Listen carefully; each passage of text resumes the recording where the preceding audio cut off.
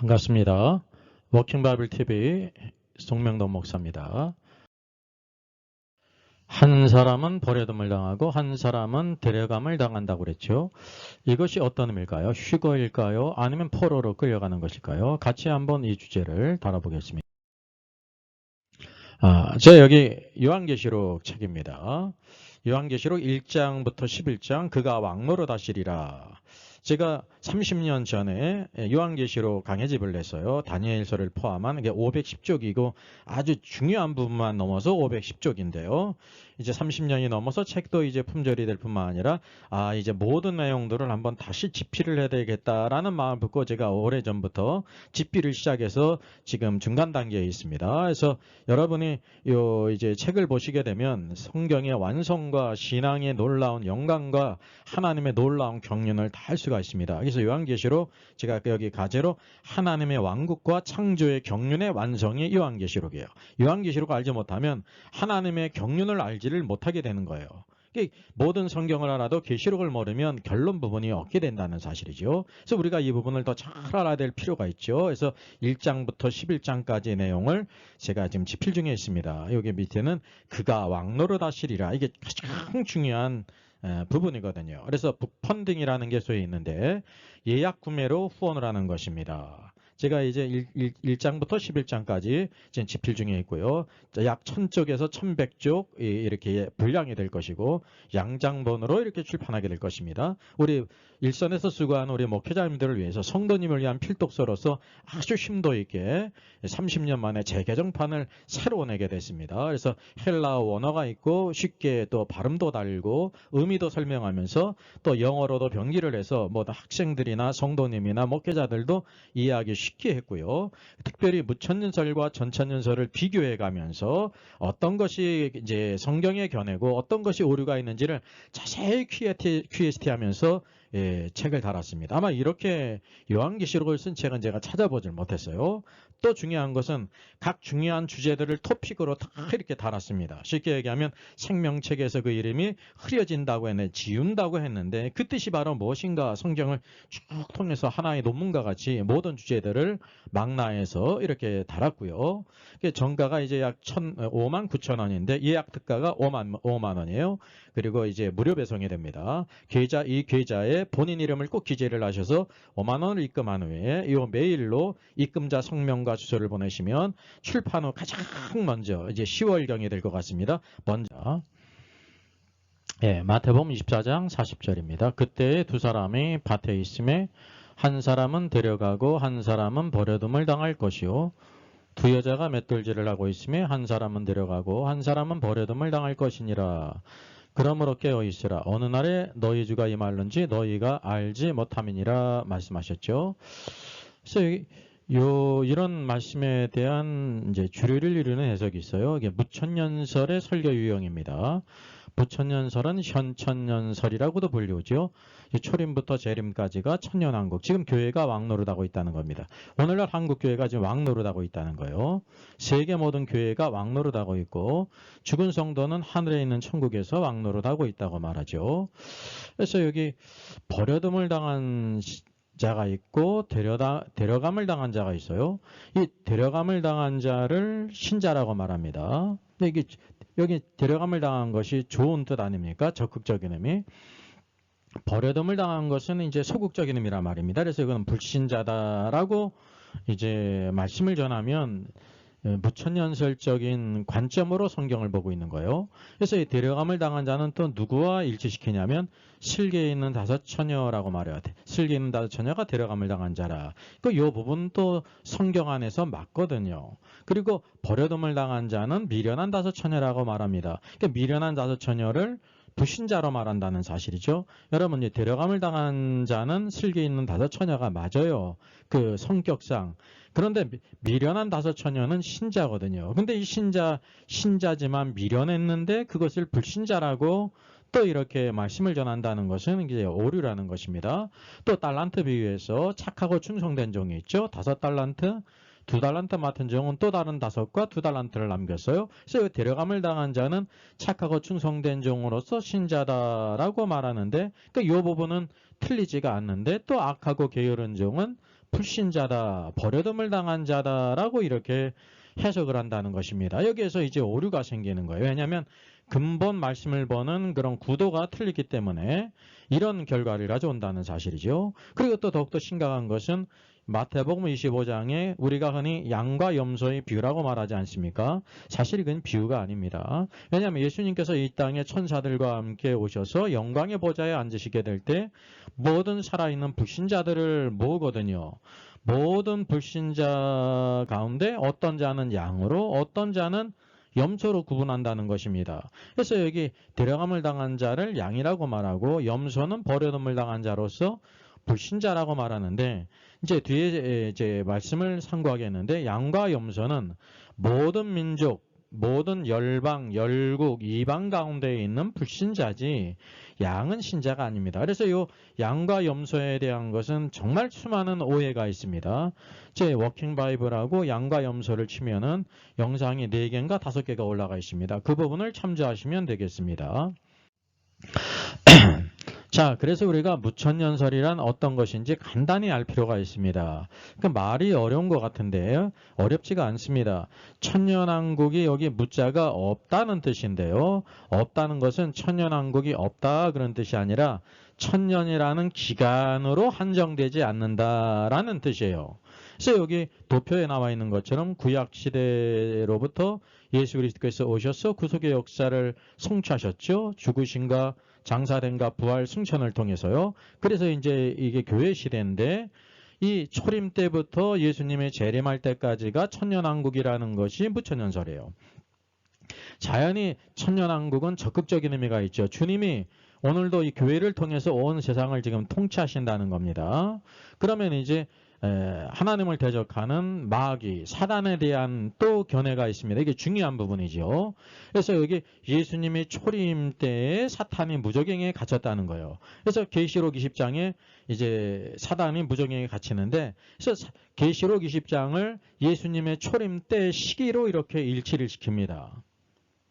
그래서 재림 때까지가 사단이 무저갱에 갇혔기 때문에 교회가 온 세상에서 지금 왕노릇하고 있다는 거죠. 여러분 보실 때 지금 한국 교회가 한국에서 왕노릇하고 있는 것 같습니까? 죽은 성도들은 보이지 않는다고 보이지 않기 때문에 그거는 제껴놓고라도요. 그러니까 하늘에 있는 천국에서 죽은 성도들이 왕노릇하고 있냐 말이죠. 여러분 그 이제 부자와 나사로 이야기를 통해서 보게 되면 아브라함이 어디에 있습니까? 낙원에 있지 않습니까? 이 부자가 간 곳이 지옥, 음부였고 이제 거지 나사로가 간 곳이 아브라함의 품 안입니다. 근데 그 건너편에 큰 시미온 건너편에 지옥의 불꽃에서 부자가 고통을 당하고 있습니다. 여기는 땅속 깊은 곳, 심장부라는 것입니다. 그래서 이 무천년설은 지금이 천년왕국이기 때문에 주님이 재림하신 이후에는 이제 새하늘과 새 땅, 영원한 천국 새 예루살렘으로 들어간다는 그런 관점을 가지고 있습니다. 그리고 특징이 무천년설은요, 성경의 대부분을 다 그냥 상징으로 봐요. 상징. 그리고 여기 대환란이라든지 이런 수많은 사건들, 적그리스도 이런 것들을 과거 로마 시대 때 과거에 이미 성취된 것이다라고 이렇게 보는 이제 특징을 가지고 있습니다. 그와 반해서 이제 전천년설이 있습니다. 전천년설은 예수님의 구속의 역사를 이루셨죠. 지금이 교회 시대잖아요. 땅끝까지 복음, 또 왕국 복음을 증거하라고 그랬습니다.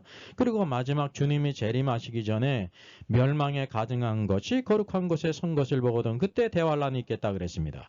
데살로니가 후서 2장에서도 멸망의 아들이 나타나기 전에는 주의 재림이 없다 그랬습니다. 그래서 이게 마지막 대환란의 기간이 있는데 그때가 적그리스도가 나타나고 두 증인이 사역하는 때가 있습니다. 그래서 여기 대환란 후에 주님이 재림하시지 않습니까? 그 주님이 재림하신 이후에 사탄이 무저갱에 1000년 동안 감금이 되는 거예요.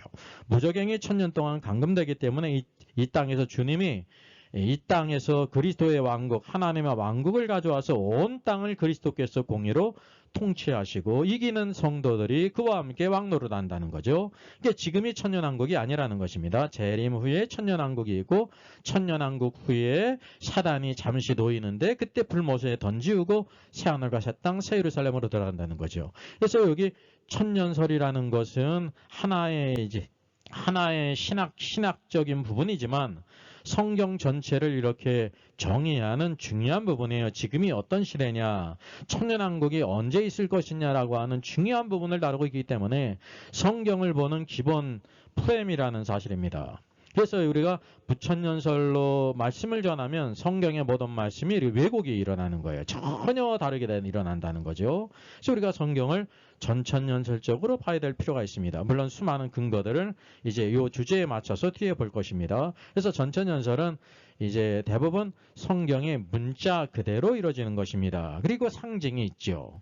예, 이게 뭐든지 100%다 상징도 아니고 100% 문자가 아니에요. 성경의 기본은 모두 다 문자인데 거기에 또 계시록 같은 부분에는 또 마태복음에서도 상징이 있습니다. 달란트 비유는 상징 아닙니까? 열처녀 비유도 상징 비유잖아요. 교회에 대한 것은 비유가 있다는 사실이죠. 그래서 이런 기본적인 것을 통해서 우리가 알게 될 때 데려감을 당한 성도와 버려둠을 당한 성도가 어떤 의미인지를 우리가 알 수가 있습니다. 이 도표는 구원 탈락인가 거짓 신자인가 제가 쓴 책이 있죠. 거기에 나오는 도표입니다. 자, 두 번째 또 이제 현천연설, 무천연설의 두 번째 설교 유형이 있어요. 그 뭐냐면 여기 버려둠을 당한 자가 있고 데려감을 당한 자가 있지 않습니까? 그래서 이 두 종류의 신자는 어떤 신자냐면 AD 70년 로마 타이터스 장군, 티투스 장군에 의해서 예루살렘이 멸망했잖아요.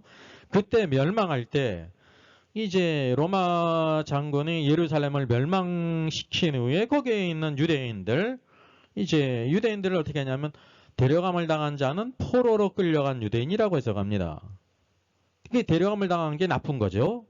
성경 말씀을 보게 되면 주님께서 한 사람은 데려감을 당하고 두 여자가 맷돌질을 하고 있는데 한 사람은 데려감을 당한다는 것은 적극적인 의미, 좋은 의미거든요. 근데 이제 부천연설은 AD 70년에 로마 장군이 예루살렘을 멸망시키면서 포로로 끌려간 유대인이 데려감을 당한 자고, 그리고 이제 그 땅에 그대로 남겨진 자, 버려진 자가 이제 버려둠을 당한 자라는 거예요. 그럼 여기 말씀이 어떻게 되는 거예요? 버려둠을 당한 자가 그나마 낫죠. 포로로 끌려간 것들보다.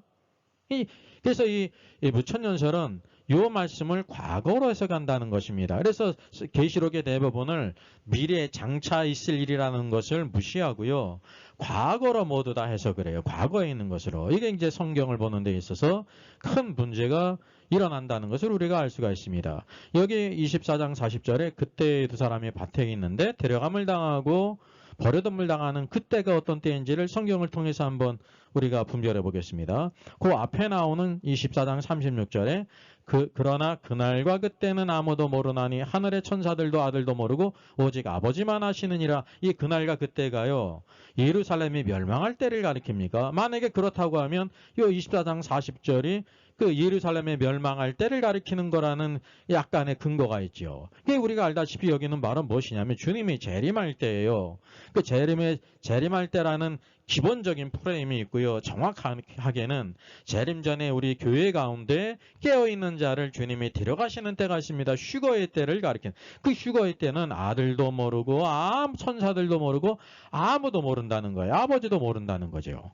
그래서 여기 치킨게임이라고 하는 유튜브는 자기는 이렇게 계시를 받아가지고 2026년 휴거가 있다고 이렇게 또 주장하고 있지 않습니까? 이게 전혀 잘못된 것입니다. 예, 이단적인 거예요. 그때는 아무도 모른다고 했는데 이게 그 치킨게임 같은 경우는 이전에는 몰랐는데 지금은 이제는 자신에게 알려줬다는 것입니다. 이런 엉터리 같은 게 어디 있습니까? 이 말씀 그대로 그날과 그때는 적어도 재림의 때거든요. 재림의 때. 근데 이 재림의 때라는 콘텍스트의 문맥을 쭉 무시를 하고 20장 40절 그 뒤에 나오는 그때를 예루살렘이 멸망하는 때로 이렇게 접목했다는 사실입니다. 이거는 이제 ABC를 완전히 기본적인 것을 무시한 것입니다. 때를 무시해버리면 그 말씀이 완전히 왜곡되는 것입니다. 그래서 여기 그 앞서서 나와 있는 15절로도 그때가 어떤 때인지를 우리가 분별할 수가 있죠. 우리 24장 15절 너무나도 잘 아는 말씀이죠. 그러므로 너희가 선지자 다니엘이 말한 바 다니엘을 통해서 예언했어요. 멸망에 가증한 것이 거룩한 곳에 선 것을 보거든이라고 말씀했습니다.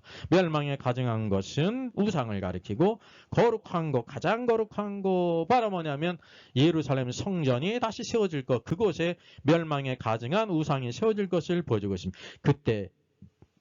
그때 대환란이 있을 것이다. 그때 유대에 있는 자들은 도망가라는 것입니다.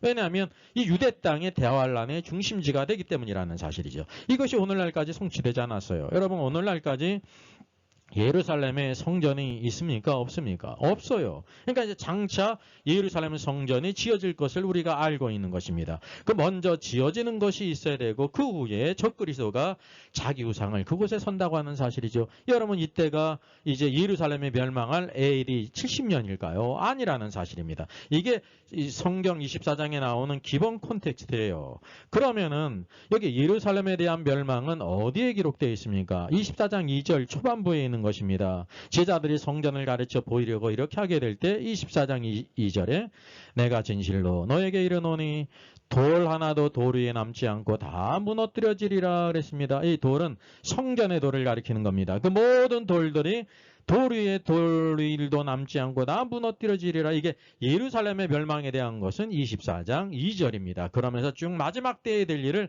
주님께서 쭉 이렇게 말씀해 주신 것입니다. 감난산 강화는 예루살렘의 멸망뿐만 아니라 마지막 때까지 이제 이게 멸망에 가증한 것이 서는 것뿐만이 아니라 모든 것을 여기에 쭉 말씀하셨다고 하는 사실이죠. 그러니까 이 무천년설은 여기 그때 두 사람이 밭에 있을 때를 AD 70년으로 해석한 것은 때를 완전히 왜곡한 것이기 때문에 의미도 전혀 달라진다는 거죠. 우리가 알다시피 데려감을 당하는 것은 주님이 말씀하시는 것처럼 적극적인 좋은 의미예요.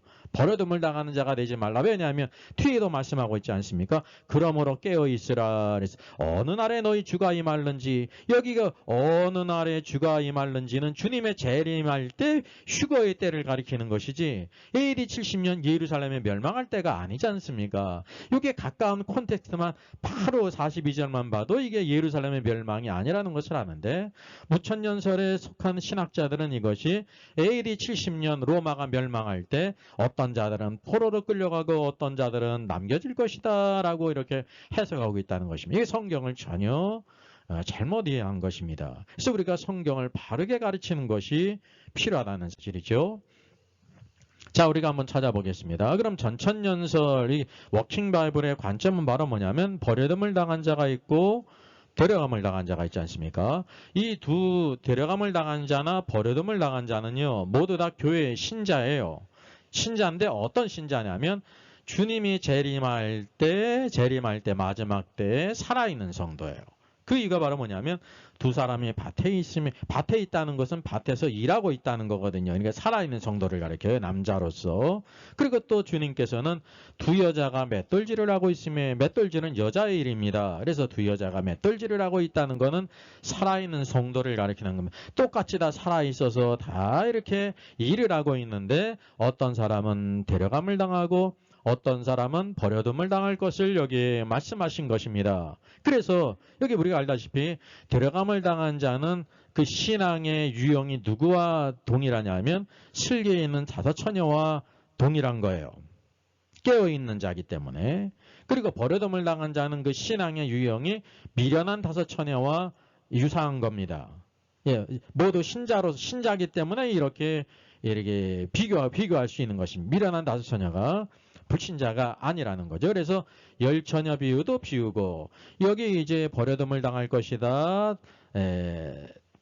데려감을 당할 것이라는 것도 비우죠. 밭에 있다는 것은 살아있는 자들이고, 휴거를 데려감을 당하고 버려둠을 당한다는 것은 휴거를 당하지 않는다는 것을 여기에 말씀하고 있거든요.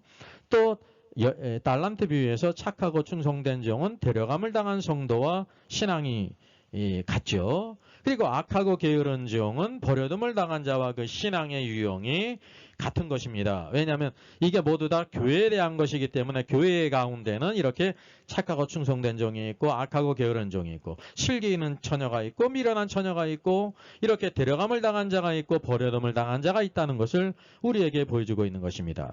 우리가 한 가지 우리가 분별할 필요가 있는데요. 열 처녀 비유의 그 중요성, 그 핵심 포인트가 있어요. 열 처녀 비유는 주님이 재림하실 그쯤에 죽은 성도들을 가리키는 것입니다. 예. 그리고 여기 두 남자가 밭에서 일을 하고 있고 두 여자가 맷돌질을 하고 있잖아요. 살아있는 성도가 있잖아요. 이렇게 주님의 재림할 때 죽은 성도가 있고 살아있는 성도가 있다는 거예요. 그 대표적으로 보게 되면 열처녀 비유, 우리가 흔히 슬기에 있는 다섯 처녀, 미련한 다섯 처녀를 이렇게 구분하는데, 슬기에 있는 다섯 처녀는 졸지도 않고 자지도 않았는데 미련한 다섯 처녀는 졸며 잤다고 그렇게 생각하지 않습니다. 이게 잘못 생각한 것입니다. 그냥 이렇게 뇌피셜로 그러려니 생각했다는 거죠. 성경은 뭐라고 말씀하고 있습니까? 같이 읽습니다. 신랑이 더디움으로, 신랑은 재림의 주님을 가리켜요. 신랑이 더디움으로 다 졸며 잘세 그랬습니다. 다가 누구예요? 슬기에 있는 처녀나 미련한 처녀나 모두 10명, 10처녀가 모두 졸며 잤다라고 말하고 있습니다. 여기 졸며 잤다는 것은 이것도 비유인데요. 우리는 흔히 이것을 뭐라고 생각하냐면 영적으로 졸며 잤다 이렇게 생각하는데 그게 아닙니다. 이 주님이 재림할 때 죽은 성도가 많이 있겠습니까? 살아있는 성도가 많이 있겠습니까? 오늘날까지 주님이 아직 재림하시지 않았잖아요. 그러니까 주님의 재림을 기다리다가 죽은 성도가 많을 것이다 말이죠. 성경 그래서 주권적으로 주님의 재림을 기다리다가 죽은 성도는 열처녀, 열이에요. 열. 이게 대다수의 성도를 가리키고, 그리고 둘은 여기 두 사람은 살아있는 성도가 있다는 것입니다. 그래서 열처녀와 살아있는 두 사람은 더해져서 열둘이 되는 거예요. 하나님의 모든 백성들은 열둘로 완성의 수가 된다고 하는 사실이죠. 그래서 다 젊어 잤다는 것은 그들이 주님의 재림을 기다리다가, 오늘도 우리가 잤다는 것은 죽음을 가리키잖아요. 나사로가 이제 잔다라고 말할 때 죽음을 가리킨 것입니다. 그리고 죽음이 오기 전에 우리 모든 인생은 다 연약해서요, 죄로 오염됐기 때문에 다 이렇게 병약해져서 연약해지다가 이렇게 죽음을 맞이한다는 사실이죠. 이게 바로 죄의 값은 사망이라는 것을 우리가 알게 되는 것입니다. 그래서 다 졸며 잤다는 것은 이제 미련한 처녀만 졸며 잤다는 것이 아니라 슬기로운 다섯 처녀 모든 성도가 주님의 재림을 기다리다가 병들고 약해져서 그리고 결국은 죽었다라는 것을 가리키는 것입니다. 그래서 그들이 신랑이 오게 될 때 일어나라 하니까 모두 일어났죠. 일어난 것은 모두 다 그들이 부활했다는 것을 가리키는 것입니다. 그래서 여기 열처녀는 주님의 재림할 때까지 죽은 성도를 가리키는 거예요. 그리고 그럼 살아있는 성도는 여기 밭에서 일하는 두 사람, 맷돌질을 하고 있는 두 여자, 살아있는 둘이 있다는 사실입니다. 그래서 어떤 자는 데려감을 당하고 어떤 자는 버려둠을 당한다는 것은 살아있는 성도. 그래서 열둘이 되는 거예요. 하나님의 백성의 총수가 열둘이 된다는 것입니다. 그러면 데려감을 당하고 버려둠을 당한 그 차이가 바로 무엇인가? 여기에서는 그것을 보여주고 있지 않아요. 그냥 그들이 이와 같이 열심히 일을 하고 있다 사람으로서. 그거는 어디에 보여주게? 두 비유에 말씀하고 있습니다. 열처녀 비유를 통해서 이렇게 슬기 있는 다섯 처녀 기름으로 충만했다. 버려둠을 당한 성도는 기름이 충만하지 못했다, 미련한 처녀였다라는 것을 보여주고 있는 신앙의 유형이요. 그리고 달란트 비유를 통해서도 착하고 충성된 종은 주님이 맡기신 그 달란트 은사를 열심히 장사해서 또 다른 달란트를 남겼는데, 그러나 여기 악하고 게으른 종 한 달란트 맡은 종 것을 땅에 묻지 않았습니까? 거기에서 보여주고 있습니다. 그래서 비유는 교회에 대한 거예요. 열처녀 비유, 달란트 비유잖아요. 비유는 항상, 오늘 교회는 거듭난 자이기 때문에 비유로 말씀하세요. 네, 비유로 말씀하세요. 이것도 비유지 않습니까? 데려감을 당하고 버려둠을 당한다는 것은 휴거를 그렇게 비유하셨다고 하는 사실이죠. 자, 그래서 우리가 알아야 될 것은 바로 뭐냐면 마태복음 24장, 25장 감람산 강화는 유대인들의 국 장래에 대해서 어떤 일이 있을 것을 쭉 예루살렘의 멸망으로부터 주님이 오실 때까지를 말하고 있고, 그 다음부터는 다 무엇을 말하냐면 교회에 대해서 말하고 있는 것입니다. 그래서 이제 유대인에 대해서 말하고 교회에 대해 말하고 또 이 땅에 있는 한 무리들이 있죠. 그게 바로 불신자 이방 열방이에요. 불신자들이 있어요. 불신자들을 다룬 것은 마태복음 25장 31절, 우리가 흔히 부르는 양과 염소의 비유입니다. 여기 32절에 이제 양과 염소를 구분하는 것 같이 이렇게 나눈다라고 말씀하고 있지 않습니까? 이게 바로 언제냐면 인자가, 예수님께서 사람 부활하신 모습으로 승천하셨잖아요. 그리고 이 인자로서 구름을 타고 다시 오세요. 자기 영광으로 모든 천사와 함께 올 때 주님의 재림이잖아요. 자기 영광의 보좌에 앉으십니다. 이 땅에서 영광의 보좌에 앉으세요. 이거는 뭐냐? 주님의 영광을 이제 모든 사람에게 드러난다는 것입니다. 오늘 주님의 영광을 아는 사람은 믿는 신자들 가운데 주님이 어떤 분인지를 아는 사람들이에요.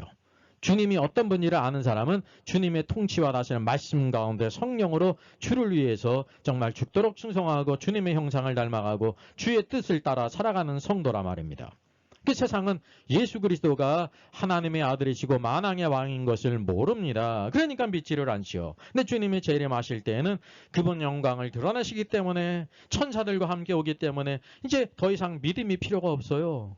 부인할 수가 없어요. 그때 모든 민족을 그 앞에 다 모으십니다. 이 모든 민족은 all nation이라는 것은 열방, 이방, 불신자, 예수 그리스도를 믿지 않는 모든 불신자들을 다 모은다는 것입니다. 이 모은다는 것은 소환한다는 겁니다. 주님의 능력으로 그 죄인들을 다 소환하는 것입니다. 왜냐하면 심판하기 위해서. 그 심판하는데 그들을 마치 목자가 양과 염소를 나누는 것처럼 어떤 자들은 양으로 어떤 자들은 염소로 이렇게 구분한다는 거죠. 그러니까 대부분 양과 염소를 양은 말씀에 순종한 신자고 염소는 불신자라고 말하고 있지 않습니까? 이게 성경을 전혀 왜곡한 거지 완전히 왜곡한 것이라는 거죠. 이거는 불신자에 대한 것인데 그래서 교회 안에 양과 염소가 있다 그러지 않습니까? 여러분 교회 안에 양과 염소 있는 게 아니라 교회 안에 슬기로운 처녀가 있고 미련한 처녀가 있는 것이고 착하고 충성된 종이 있고 악하고 게으른 종이 있는 거예요. 양과 염소는 모두 다 모든 민족, 열방, 불신자, 그리스도를 믿지 않는 자들, 주님이 재림할 때 이 땅에 살아있는 불신자들을 가리킨다는 거죠. 그래서 이 마태복음 24장, 25장 감람산강하는 유대인과 교회와 이 불신자, 주님이 이 땅에 재림할 때 살아있는 열방, 이방, 불신자까지 모두 망라해서 그들이 어떻게 심판을 받을 것인가를 보여주고 있는 것입니다. 그래서 오늘도 데려감을 당한 자는 오늘도 신자들 가운데 깨어있는 자예요. 착하고 충성된 종으로 충성하고 슬기 있는 다수천으로 성령으로 충만한 사람이고 버려둠을 당한 자는 신자예요. 근데 주님에 대해서 악하고 게으른 종이고 미련한 다수천이에요. 주님을 위해 살자 주님을 닮아가지도 않고 구원받은 것으로 만족하고 마음대로 살아가는 사람이 있다는 사실이죠. 그래서 이것을 우리가 잘 분별해서 오늘 영광이 바로 뭐냐면 교회에 대한 영광은 주님께서 재림하시기 이전에 우리 교회 신자들 가운데 이렇게 깨어있고 주님을 사랑하고 주님을 닮아가는 신부들을 주님께서 휴거 데려가신다는 것입니다. 도적같이. 아무도 모르게.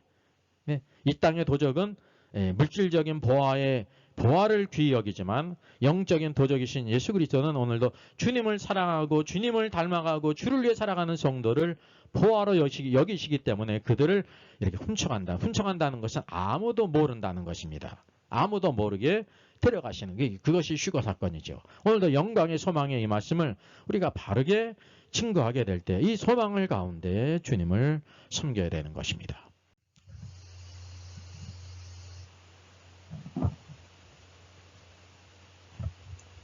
자, 현천년설, 무천년설은 휴거가 없다고 말합니다.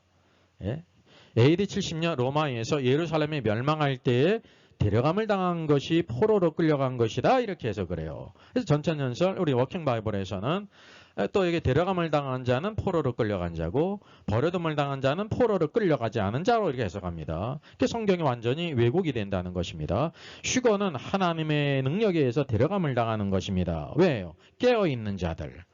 슬기로운 처녀와 또 착하고 충성된 총가가 주님께 충성된 자들 데려가신다는 것을 말하고 있습니다. 버려둠을 당한 자는 휴거를 당하지 못한다는 것이죠. 왜? 깨어있지 않고 주를 위해 살지 않고 주님을 닮아가지도 않고 자기 마음대로 살았어요.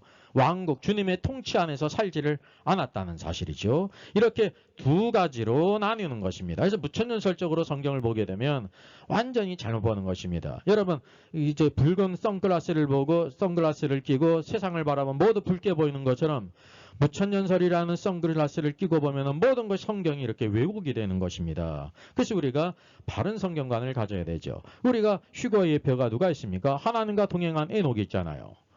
에녹은 하나님과 동행했기 때문에 하나님과 전적으로 동행했기 하나님의 뜻대로 살았기 때문에 하나님이 그를 데려가신 것이지 모든 성도는 다 휴거되는 것도 아니고 모든 성도가 다 대환란을 통과하는 것도 아니라는 거죠. 그래서 오늘 성도 가운데 주님과 동행하며 깨어있어서 그리스도를 닮아가고 충성된 종으로 오늘도 우리가 성령 충만한 기름으로 충만한 슬기로운 처녀가 돼야 되는 것입니다. 오늘도 현천연설, 무천연설은 초림부터 재림까지가 천년왕국이라 말아요. 아닙니다. 주님이 재림하신 이후에 천년왕국이 있습니다. 따라서 사탄이 초림의 무정행에 감금됐고 지금이 역사하지 못하고 있다는 거예요. 그러면 얼마나 좋겠습니까? 여러분 보실 때 그렇습니까? 아니라는 사실이죠. 주님이 재림하신 이후에 사탄이 무정행에 감금되고 천년 동안 통치하시기 때문에 그때가 천년왕국입니다. 오늘도 영광의 소망이 주께 있습니다.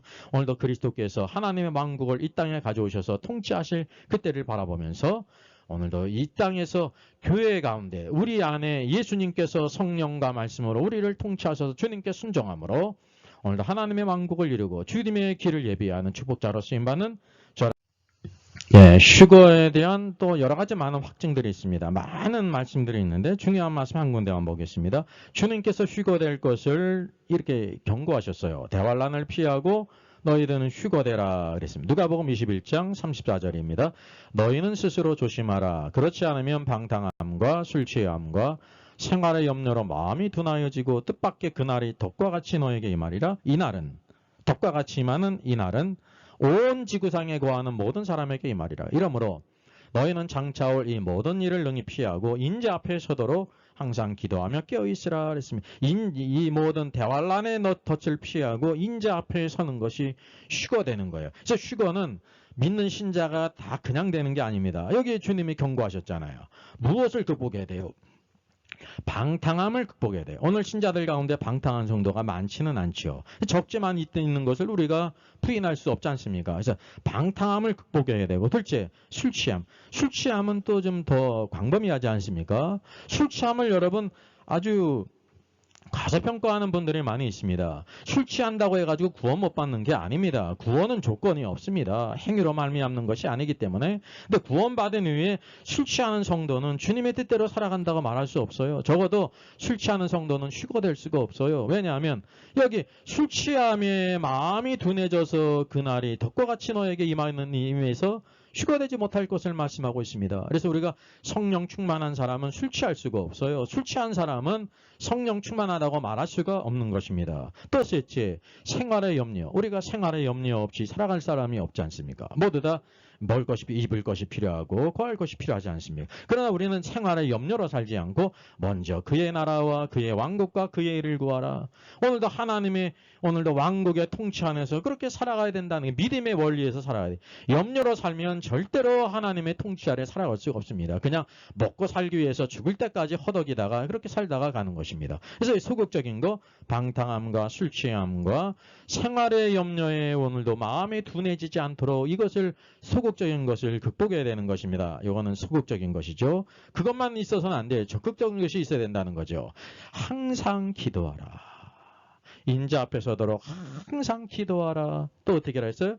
깨어있으라 그랬습니다. 오늘도 항상 기도하고 말씀 가운데 살고 성령 안에서 충만해서 깨어있어서 주를 위해 살라는 거예요.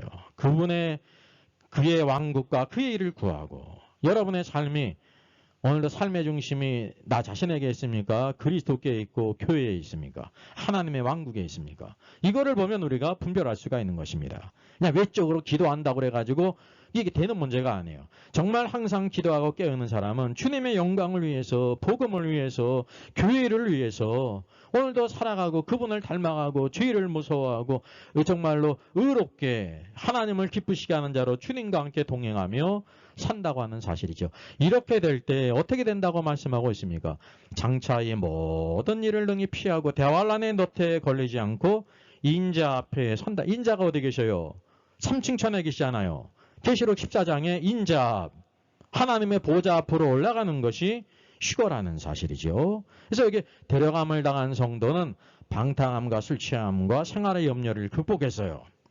먼저 그의 왕국과 그의 일을 구하고 주를 위해 살아 항상 기도하고 깨어 있어서 주님이 맡기신 것을 정말 충성한 성도입니다. 그러나 버려둠을 당한 성도는 방탕한 성도도 있을 것이고 적지만 술 취하는 성도가 많을 것이고 생활의 염려로 살아간 사람이 대부분이겠죠. 여러분, 생활의 염려로 살아간 사람은 절대 주일도 예배를 드릴 수가 없고 11조도 할 수 없고 봉사도 할 수 없고 성교도 할 수 없고 주님의 형상을 닮아가면서 먼 나라 얘기고 오늘도 우리가 예수 그리스도의 통치 안에서 영원한 것을 사모하는 것은요, 딴 나라 얘기가 되는 것입니다. 왜?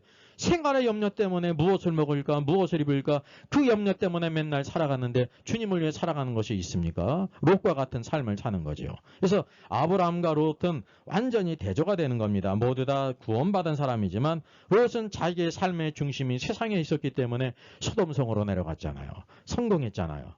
근데 불과 유황비로 멸망하게 될 때 다 불탔습니다. 그의 두 딸도 소돔의 사상에 물들었습니다. 아비에게 포도주를 먹여가지고 자손을 가졌어요. 모압과 암몬. 영원토록 모압과 암몬은 여호와의 총회에 들어오지 못하리라 했습니다. 근데 아브라함은 장막 생활을 하고 제단을 쌓지 않습니까? 하나님을 위해 살지 않습니까? 오늘도 그래서 어떤 자로 사는가? 그래서 구약에 아브라함과 같이 오늘도 제단을 중심해서 장막을 중심해서 하나님을 위해 사는가? 롯과 같이 하나님과 떨어져서 세상 중심으로 사는가? 두 종류의 그리스도인이 있는 것입니다. 데려감을 당한 성도는 아브라함과 같은 성도, 깨어있는 성도, 착하고 충성된 성도지만 버려둠을 당한 성도는 롯과 같은 성도, 늘 그냥 술 취하는 것을 대수롭지 않게 생각해요. 그리고 생활의 염려는 죄는 아니죠. 나 적극적으로 주님을 위해 살아가는 것이 없어요. 세상 사람도 다 염려로 살잖아요. 염려로 살지 말고 믿음으로 살라는 것이죠. 그래서 오늘도 우리가 성경의 바른 닥트린을 회복해서 영광의 소망 가운데 오늘도 우리가 방탕함과 술 취함과 생활의 염려를 극복하고 그리스도와 복음과 왕국을 위해서, 교회를 위해서, 주를 위해서 예수를 닮아가고 그분의 통치에 살아가는 저 여러분 되기를 주님의 이름으로 축원하겠습니다. 저의 저서를 소개해드리겠습니다. 때를 알라 주님이 오신다. 계시록과 다니엘서의 전반적인 조망을 다룬 책입니다. 저 사람 천국 갈 수 있을까? 구원과 천국의 내용을 심도있게 다뤘죠.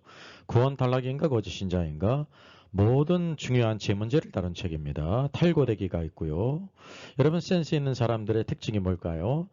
구독, 좋아요를 누릅니다. 특별히 이제 좋아요를 많이 누르시면 다른 사람들이 이 영상을 찾아서 볼 수 있는데 도움이 된다고 합니다. 이 세상 풍파 심하고 작사는 휘스톨 목사님이십니다. 영국 태생이고 이글 대성당 대주교가 되었고요. 대중적 성직자로서 설교의 박력과 설득력이 뛰어났다고 합니다. 많은 시 중에서 이 세상 풍파 심하고가 가장 유명합니다. 작곡은 토마스 헤이팅스 목사님이신데 40년간 찬양 작곡 출판에 힘썼습니다. 그의 아들은 유니온 신학교 교장이 되어서 아버지에 대해서 이와 같이 회고했다고 합니다. 아버지는 경건하고 열성적인 크리스천이었다. 또한 평생 공부하며 쉬지 않고 일하셨다. 돌아가시기 전 사흘 전까지도 펜을 놓지 않았다.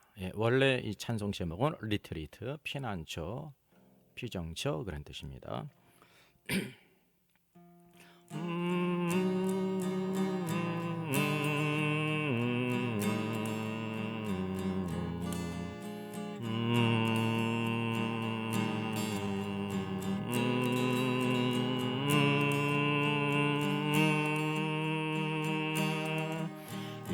세상 풍파 심하고 또 환난 질고 많으나 나 편히 쉬게 될 곳은 주의 비하신 주의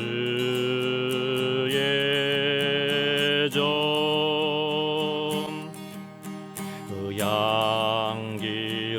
향기로운 기름을 주 내게 부어주셔서 내 기쁨 더해주는 것 주 피로 사신 주의 주 믿는 형제 자매들 그 몸은 떠나 있으나 주 앞에 기도 드리고 다 함께 모일 주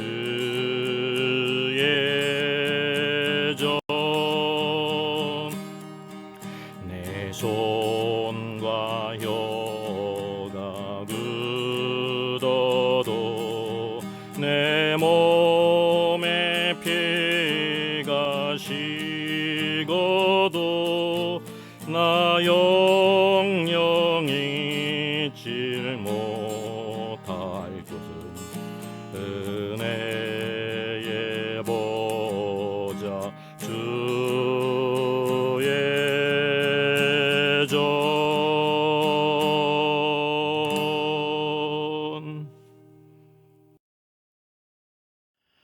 Our Father in heaven, hallowed be your name.